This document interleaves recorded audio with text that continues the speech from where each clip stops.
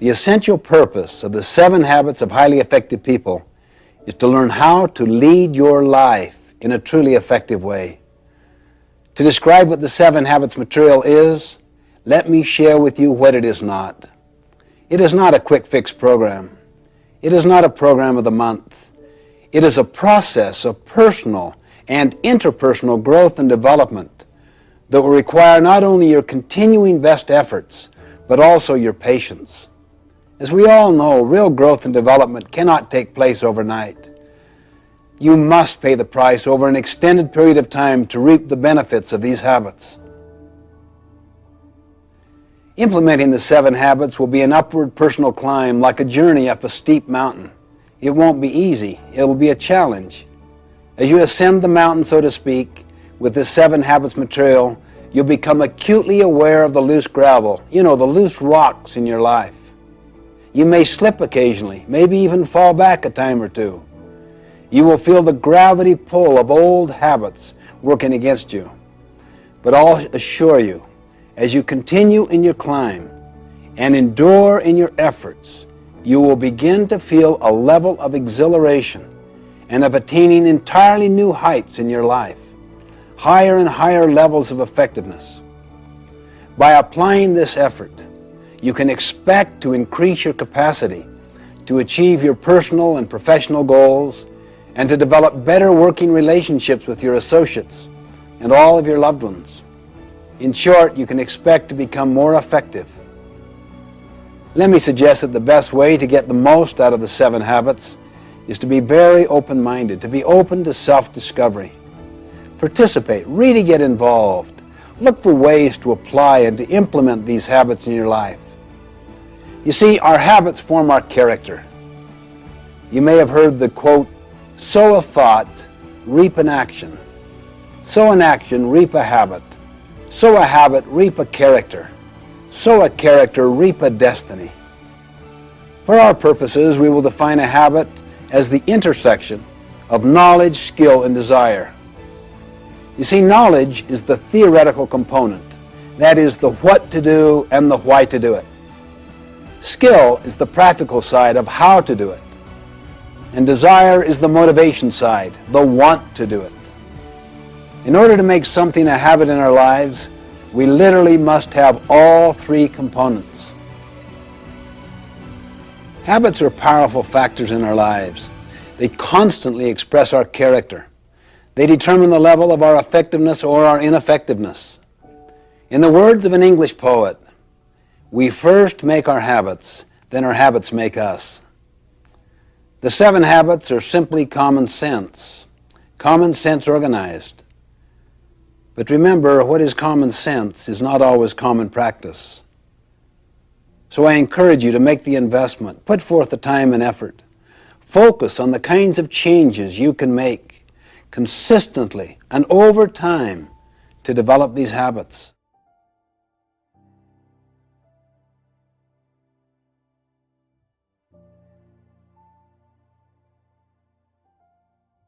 I wanted to study the success idea in America and how it evolved. So I got into the popular success literature going back for 200 years.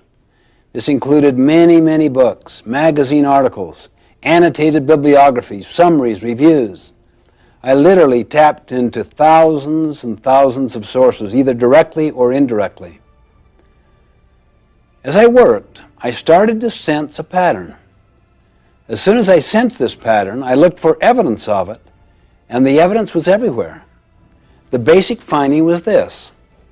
For the first 150 years, almost the entire focus of the literature was on character, on principles, on what we might call the character ethic. Attributes such as integrity, fidelity, courage, compassion, contribution, responsibility, justice. These findings became the basis for writing the 7 Habits of Highly Effective People. And then, because of many, many societal forces, the emphasis gradually shifted in the early 1900s, particularly in the 20s and the 30s, away from the character ethic to what we might call the personality ethic, which focused more on techniques than on principles. You are probably familiar with many books that illustrate the literature of the personality ethic. They basically deal with how to take care of yourself, how to look good, how to dress in particular ways, how to create the right image. In other words, the personality ethic focuses on how to appear to be rather than on how to actually be.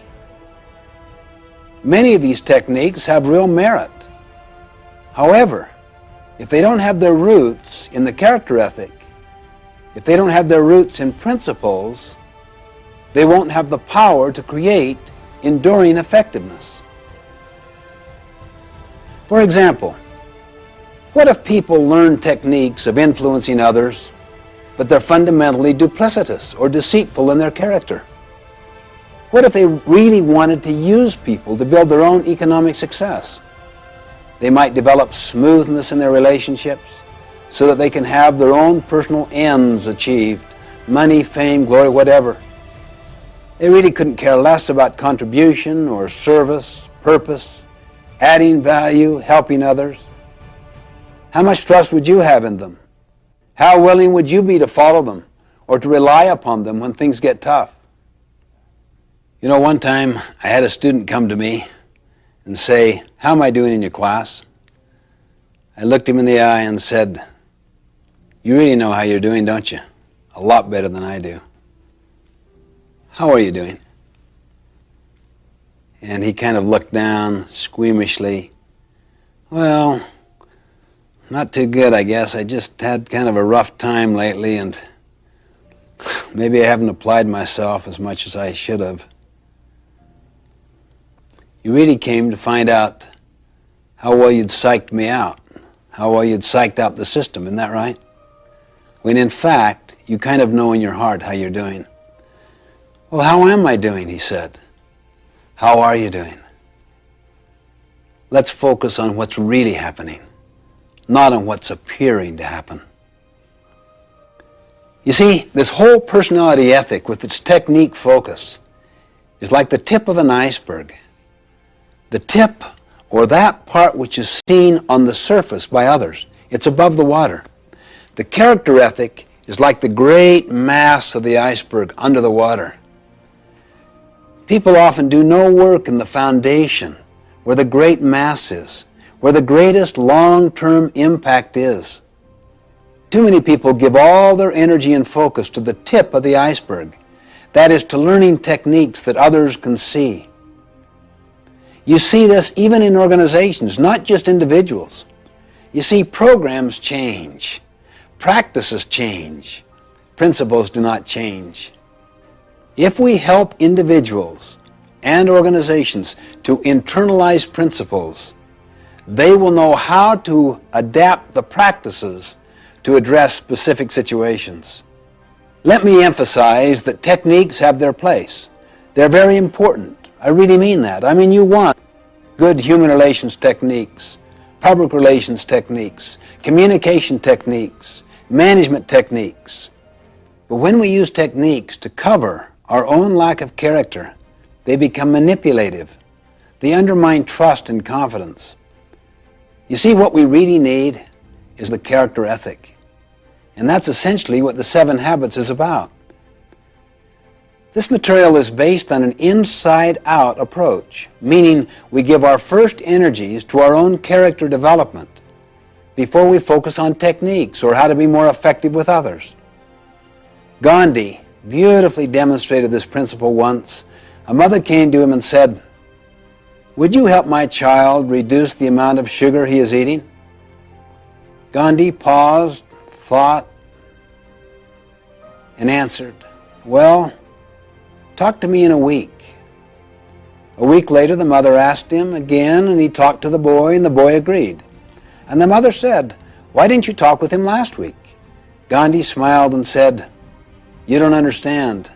Last week, I too was eating sugar." Unless we work on our character, we will not develop trustworthiness. And trustworthiness is built by the combination of both character and competency. We could have all of the ability in the world, But if we don't have the basic character to be reliable, to take responsibility, others will soon learn to distrust us. They're fearing that we're just trying to meet our own ends, perhaps at their expense. In my opinion, unless we return to the character ethic, we won't have the basic foundation of trustworthiness.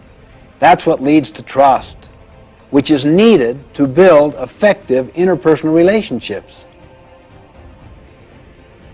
In the final analysis, what we are communicates far more eloquently than anything we say or do.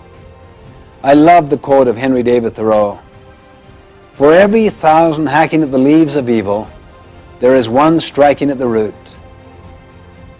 In other words, let's work primarily on the roots to begin with and build a foundation of trustworthiness. This is one of the key areas of focus in the 7 habits, to build character and competence, and to restore trustworthiness and trust in our lives, in the lives of our families, our organizations. Trust and trustworthiness really are the basis of personal and interpersonal leadership. It's the foundation of all true effectiveness.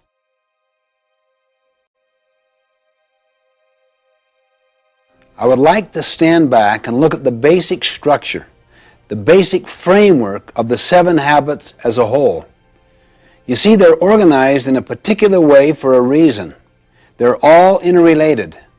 In fact, the relationships and the sequence among the habits are the key to their overall power. To help us visualize the sequential and progressive nature of the 7 habits, I'd like to use a simple diagram I call the maturity continuum. Maturity refers to a process leading to growth and development, and continuum refers to the continuous, incremental nature of growth and progression.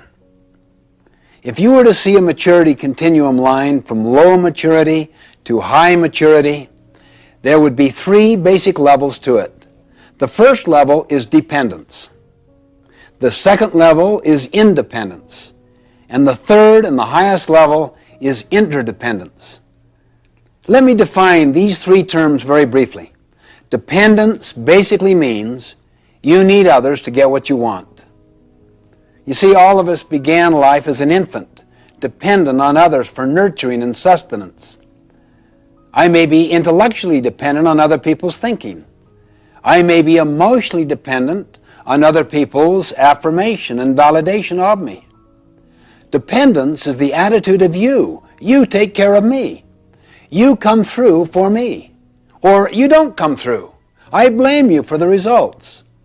Independence basically means you are pretty much free from the external influence, the control, and the support of others. You think, you act for yourself. You're validated from within. You're inner-directed. You're self-reliant. You get what you want through your own effort. Like dependence, it is possible to be independent in various areas, physically, financially, intellectually, emotionally, while not being independent in other areas. Independence is the attitude of I. I can do it. I am responsible. I am self-reliant. I can choose.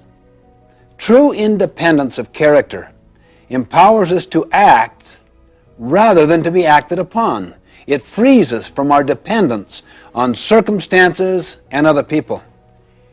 It is the avowed goal of many individuals and also many social movements to enthrone independence as the highest level of achievement. But it is not the ultimate goal in effective living. There is a far more mature, more advanced level. The third and highest level in the maturity continuum is interdependence. If people were interdependent, what would they be?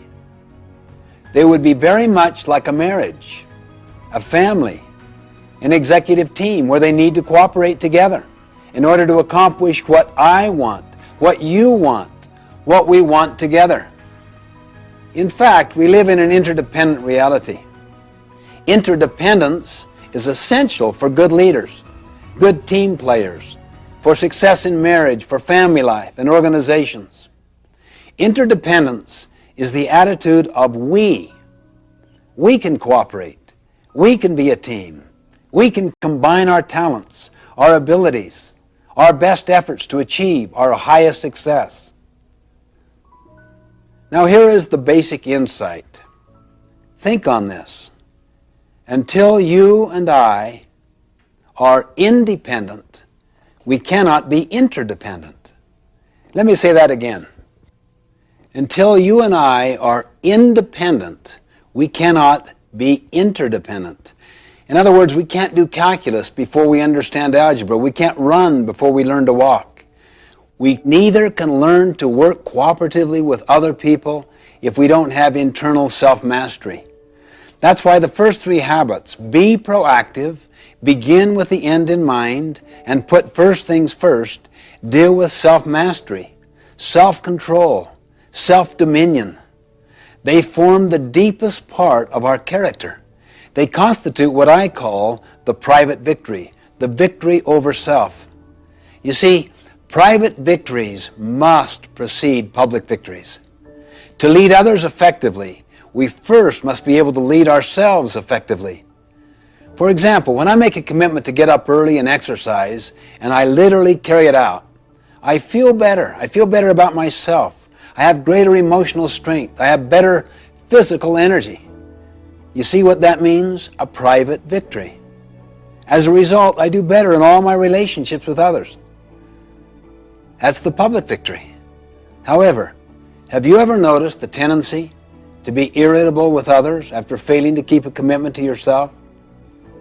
I know, speaking for myself, I can usually trace my weaknesses, my failures in dealing with others to some flaw, some failure to win my own private victory. These first three habits lead us from dependence to independence. Then once people have control over themselves and have a measure of independence, they're ready to deal with the next three habits. Think win-win. Seek first to understand, then to be understood, and synergize, all of which helps us in our relationships with others, enabling us to be successful with people. Habits 4, 5, and 6 develop what I call the public victory, effectiveness with others. It's based on teamwork, on cooperation, and communication. Habits 4, 5, and 6 utilize our personality. They're more skill-based, and they lead us from independence to interdependence. That is the attitude of we, where we cooperate to accomplish desired results. Then habit 7, sharpen the saw, is the habit of renewal, of regular, balanced renewal in all of the dimensions of our life. It surrounds and encompasses all of the other habits. It is the habit of continuous improvement that creates an upward spiral of growth and development. Now, interdependence is a choice that only independent people can make. For instance, let's say you're my supervisor and I'm very dependent upon your opinion of me. I'm also dependent financially and intellectually upon you. But let's say you have some blind spots in your performance and you really need feedback. I'm aware of your blind spots. I also have enough skill to give you feedback. But would I do it? I wouldn't. I'm too dependent upon you. I'm too angry at you. I'm mad because those blind spots hurt me. I have what's often called a love-hate relationship. You see, the person you're dependent upon also controls you. If you don't get what you want, it makes you mad. So I wouldn't possibly give you honest feedback. I don't want to rupture my relationship with you. So what do? I talk to others, and then they share their experiences, and they validate me, and we badmouth you. We're simply not interdependent. If I were truly interdependent, that means if I'm first of all independent, I could go to you and I could say, could we have a visit? I would like to share some of my concerns. But if you were dependent yourself and used to borrowing strength from your position power, you might try to intimidate me. You might say, well, what is it, Stephen? Let's get to it right now. What are your concerns? On the other hand, if I'm emotionally and intellectually independent from you, I could be courageous and kind at the same time. I'm patient. I don't give up, but I don't give in. I could say, we need a little more time where we're not going to be interrupted. Let's do it at our mutual convenience. You would sense that you're dealing with a person of integrity, of power, of strength, of courage. You would also know from my professional development opportunities and the way I have exercised them, I've got about 10 other jobs I could go to at any time. You probably also know I'm the only one in your crew that isn't bad-mouthing you. I have no need to badmouth. I have no energy around your weaknesses. I don't want to do something to hurt you. I want to do something to help you, to overcome your weaknesses, or perhaps help you compensate for the deficiency in some way. So I'm most positive person on your entire team. I'm almost indispensable to you. Now the first 3 habits develop that kind of strength, courage, and capacity. The next 3 habits help me know how to work effectively with you so that my strength does not intimidate you. I can empathize with you. I can read the needs of the situation and figure out the best way to make the presentation so that the two of us can cooperate together and solve the problem. You would see me as the best source of problem solving on your entire team. Interdependence is where real freedom is. That's where excitement is. That's where adventure is. Their very best comes to the fore. That's the maturity continuum, the adventure of building powerful, interdependent relationships, interdependent teams.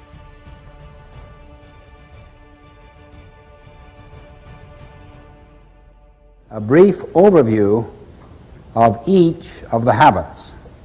It's like getting a kind of airplane view of the whole mountain range before we go down to explore the detail. Habit 1, be proactive, basically means that your life is a product of your values, not your feelings. That your life, or the organization's life, is a product of your decisions, not your conditions. The opposite of being proactive is to be reactive, which basically means that your life is a function of your feelings, your moods, your impulses, other people's treatment. The underlying principle of habit 1, be proactive, is to take responsibility. The concept is you and I have the capacity to choose our response. Habit 2, begin with the end in mind, basically means that all things are created twice, and habit 2 is the first creation. Habit 2, begin with the end in mind, means that you get a mental image, a picture of where you want to end up in this meeting, in this relationship, this year, in your life. To a company, it is the vision it has of its future. It is the creation of that vision. Habit 2 is based on the principle of vision, of purpose, of meaning, of mission. Habit 3, to put first things first, is the second creation. To put first things first means you decided what the first things were in habit 2. Now you have the discipline and the commitment to keep them first. The opposite of putting first things first is to put second or third or fourth things first. That's why many people really deeply value their family relationships, their health, their personal integrity. But they get caught up in the powerful social value systems, timetables, and agendas of their culture. Never question it. so that the first creation has already been done for them, done to them in the form of programs, scripts that they never question. Then they get on this ladder of success and they arrive at the top rung, only then to realize the ladder is leaning against the wrong wall. They come to realize that no one on their deathbed ever wished they'd spent more time at the office. As Goethe put it, things which matter most must never be at the mercy of things which matter least. Habit 4, think win-win, is the habit of mutual benefit. The underlying paradigm or principle is abundance. There is plenty out there and to spare. So you don't have to be threatened by the strengths of other people. You can nurture competency around you higher than your own. It doesn't threaten you. You can share knowledge. You can share recognition, gain, profit. The opposite is scarcity, not abundance. It's like a piece of pie. There's only so much. If you get the recognition, I may not get it. If I share gain or profit with you, we will have less. Habit 4, to think win-win, comes from the principle of abundance, not scarcity, meaning the pie gets larger and larger and larger. Habit 5, seek first to understand, then to be understood, is the habit of empathic communication, meaning you always seek to understand first. The teacher diagnoses, pre-assesses before teaching. The doctor diagnoses before prescribing. The attorney does discovery before developing his or her own case or brief. Understand first before you seek to be understood, before you seek to contribute, before you take action, before you have the basis for judgment. Habit 6, synergize, is the habit of creative cooperation, seeking to understand.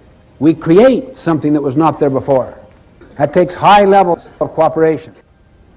The principle behind habit 6 is the principle that 1 plus 1 can equal 3, 4, 10, 20, 1,000. It's the principle of putting two boards together that are stronger in total than adding the sum of the boards separate. It's the principle of valuing differences, not tolerating differences, not accepting differences, celebrating differences. Habit 7 is called sharpen the saw.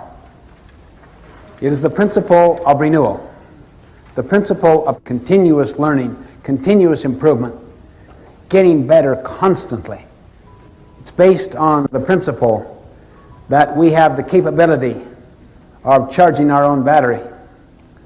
The opposite of habit 7, sharpen the saw, is to just let the blade get dull, to let the mind atrophy, to let the body lose its tone and its vitality through junk food and no exercise and trying to live a life of hedonism, pleasure-seeking, rather than one of contribution and service. It renews each of the other 6 habits.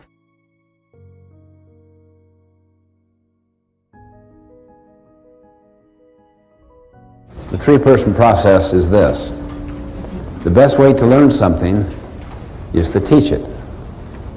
How many have learned that? How many have learned that when you really teach is when you really learn? In 5 minutes, you will be teaching what I'm teaching you in the next 5 minutes. See yourself now as a teacher. I'm going to briefly describe the 3-person process and the 4 benefits that come from the 3-person process. Now, notice your behavior right now. See, you don't see yourself as a kind of passive learner. You see yourself as an active teacher. You're just preparing to teach. And that significantly increases your learning. That is the first benefit. The first person teaches. The second person first captures, understands, then evaluates to see if it makes sense, thinks about application, and then teaches the third person.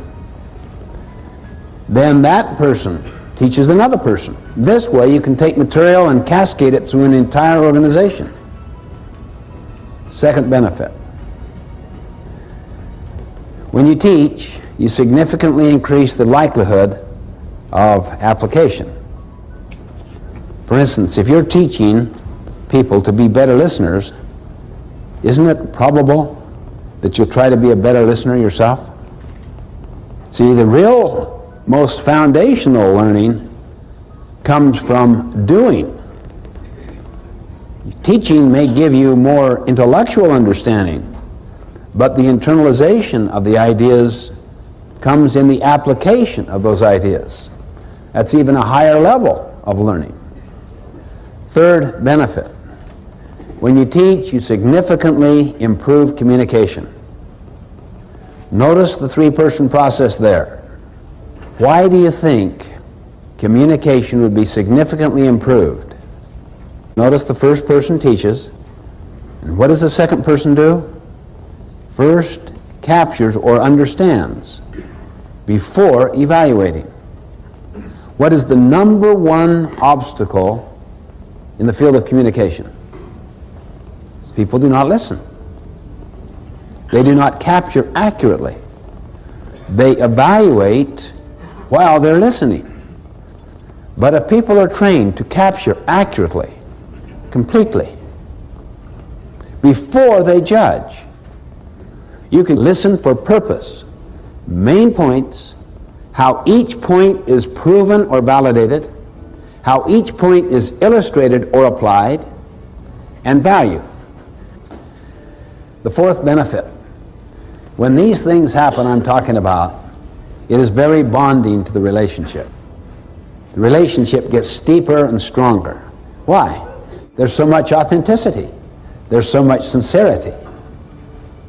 There is so much empathy and creativity being manifested in the communication processes. When you do this with your children, you will learn better. The next time you send somebody to a convention, to some training activity, to some association meeting, before they go, what do you say to them? When you return, you will have the privilege of distilling the essence of what you learned to the assembled staff for half an hour. You'll find they'll attend the meeting sober.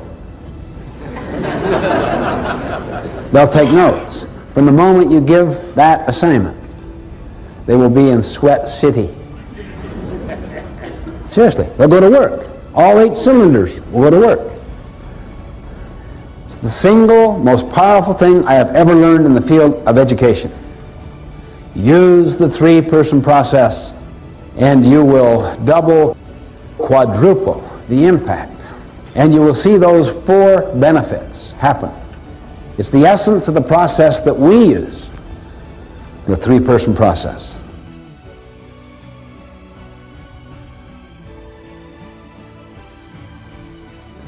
We have to realize that it is all based upon principles, upon natural laws.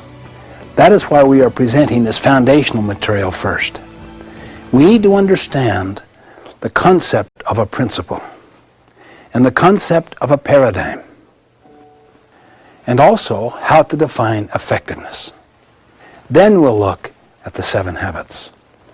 I suggest that principles are not only natural laws, objective, factual, external to ourself.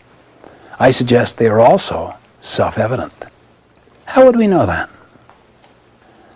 We have found that if you can get enough people interacting freely and synergistically who are informed, all the value systems are the same. We find that regardless of one's background, religion, culture, nationality, race, gender, regardless of the level in the organization, regardless of the industry or the profession, the same underlying values are universal. They represent what we could call principles. There is consensus that surrounds them, such as integrity, service, contribution, the growth and development of people, kindness, how you treat people, dignity, fairness. These are universals. Every one of the habits represents a principle, a fundamental natural law that is self-evident. Now, let me just give an illustration of the difference between a social value and principles. It was a dark and stormy night. Captain, Captain, Captain, wake up. What is it? Sorry to awaken you, sir, but we have a serious problem. And we've tried to solve it and can't. What's the problem? There's a ship in our sea lane about 20 miles away that refuses to move. What do you mean they refuse? Just tell them to move. We have, sir. That's the problem. They won't respond. I'll tell them. The signal goes out. Move starboard 20 degrees. The signal comes back. Move starboard 20 degrees yourself. What arrogance. Who is this guy? He doesn't know who I am. Let him know a captain is giving the command. The signal goes out. This is Captain Horatio Hornblower, the 16th. Move starboard 20 degrees at once. The signal comes back. This is Seaman Carl Jones, the 3rd. Move starboard 20 degrees at once yourself. This is a command. A seaman commanding me, a captain? I can't believe this. What is going on? Let them know who I am. We're a battleship. We could just blow them out. The signal goes out. This is the mighty Missouri, flagship of the 7th Fleet. Signal returns. This is the lighthouse. You see, lighthouses are like principles. We don't break them. We break ourselves against them. This is why humility is the mother of all other virtues. Openness, teachability, humility, awareness of external realities. If you can cultivate that and apply it with other people, you'll change the whole nature of the culture. It'll become a principle-centered culture, not one driven by social values. I had a friend of mine who said, our company is value-driven. I said, every company is value-driven. Hitler was value-driven. The question is, are the values in alignment with principles? That is a humbling question. Are my values and my habits in alignment with principles, with natural laws? Now, when principles and values are aligned, then you could use the words interchangeably. You could call it values or principles. It would make no difference. So you don't want to get hung up semantically on the difference. But if they are not aligned, then it's better to see what the principle is and what the established value is, and then work here to align it.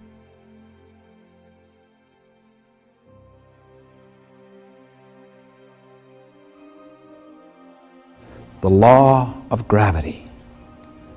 Gradually, the whole world has come to accept that. The apple falling out of the tree and hitting the scientist's head. Simple observation. The law of gravity governs. What if you had a legislature trying to repeal the law of gravity? A principle is the actual reality, like the law of gravity, the way things are. How many here, when you were in school, did a lot of cramming? Be honest now. How many got really good at it? How many here have ever worked on a farm? Ever cram on the farm? I don't mean just work hard at the end to bring in the harvest. I mean forget to plant in the spring, flake off all summer, and then really work hard in the end to bring in the harvest. Well, it's patently foolish. We know that. Why? Because a farm is a natural system and is governed by what? Principles or social values? Principles. What about the development of our mind? What would you say? Social values or principles? The development of the mind, not the getting of a degree. You can't fake it. The development of the mind is based on principles, the law of the harvest, not on social values, however popular. What about the body?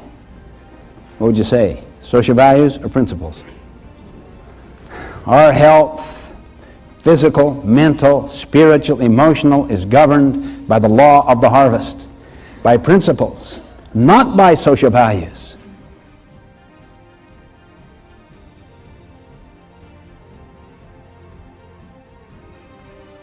Everything that I've been talking about is not easily achievable. It takes continuous effort.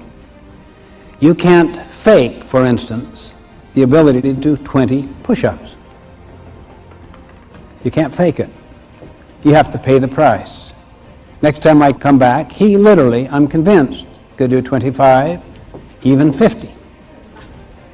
But he'd have to pay a price to do it.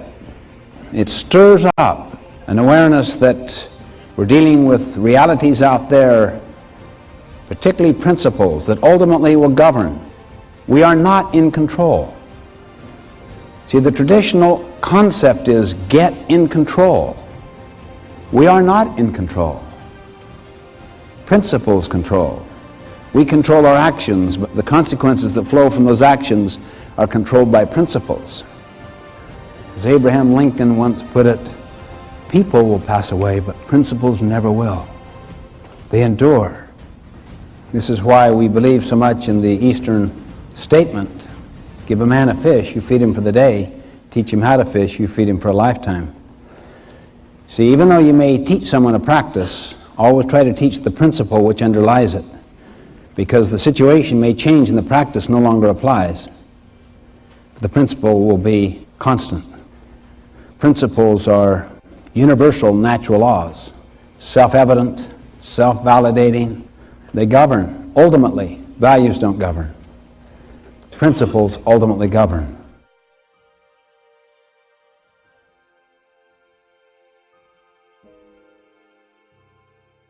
The Greek root paradigma.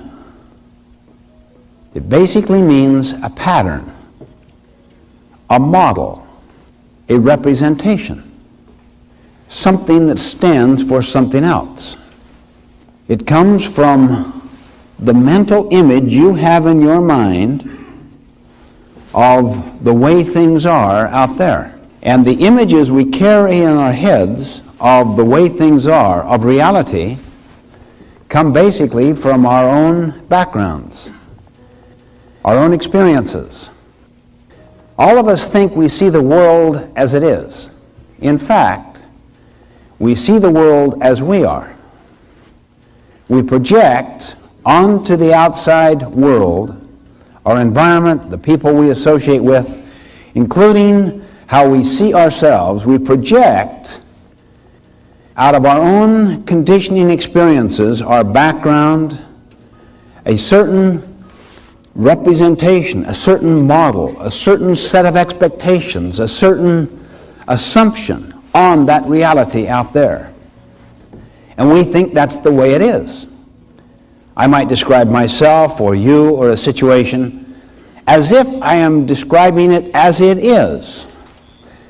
In fact, I am describing myself, that is, my perceptions, my frame of reference, my worldview, my value system, my autobiography, and I'm projecting it upon the outside. You see, a paradigm is the map you have in your mind. Once you have an accurate map, then your behavior and your attitude matter. See, what we call maps are usually assumptions of the way things are. Assumptions of the way things are represent just, that's what reality is. You don't question that. I remember I was giving a speech a little while back, and there was someone on the front row just constantly talking to another person. And my mother was 2 rows behind, and she was so upset that here her precious son was being so ignored, so blatantly, so openly, constantly, and would not end. From the very moment I began to the end of my speech, just constant talking. And it just totally discombobulated her own listening, and she felt like taking her purse and reaching 2 rows ahead. Anyway, she went up afterwards to the person that was running the conference, and did you see that? Did you see what was happening? Can you believe that right there on the front row that...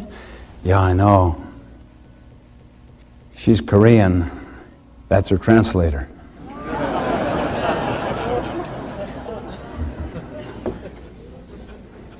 I was on a subway,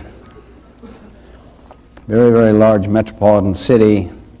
Sunday morning, it's quiet, sedate. Bunch of young kids run into the subway. Father follows. He sits near me. The kids just go crazy on that subway, running up and down, turning people's papers aside, just raucous and rude. I'm sitting there, oh, I can't believe this. He does nothing. Now look at my attitude, see? Attitude, to try to control. But look what I could see. After a few minutes, attitude went into behavior. Sir, do you think you could control your children a little? They're very upsetting to people. Oh, yeah. He lifted his head as if to come to an awareness of what was happening. Yeah. I don't know. I just guess I should. We just left the hospital. Their mother died just about an hour ago, and I guess they don't know how to take it. And frankly, I don't either. Imagine the paradigm shift that took place there. Imagine now what the attitude and the behavior would be based upon that paradigm. Can you see why paradigms are deeper than attitude or behavior? And you know, even though we're talking here in personal and interpersonal ways, the same thing takes place throughout our whole society. Thomas Kuhn, in his brilliant book, The Structure of Scientific Revolutions, points out so powerfully and consistently all the significant breakthroughs were breakwiths, old ways of thinking. Einstein, who rewrote physics, he made this brilliant statement: these significant problems we face cannot be solved at the same level of thinking we were at when we created them. You see, it causes us to be reflective and introspective, to explore our own paradigms. Most people focus upon behavior and upon attitude. And both of those are, of course, very important. But far more fundamental than either behavior or attitude is a paradigm.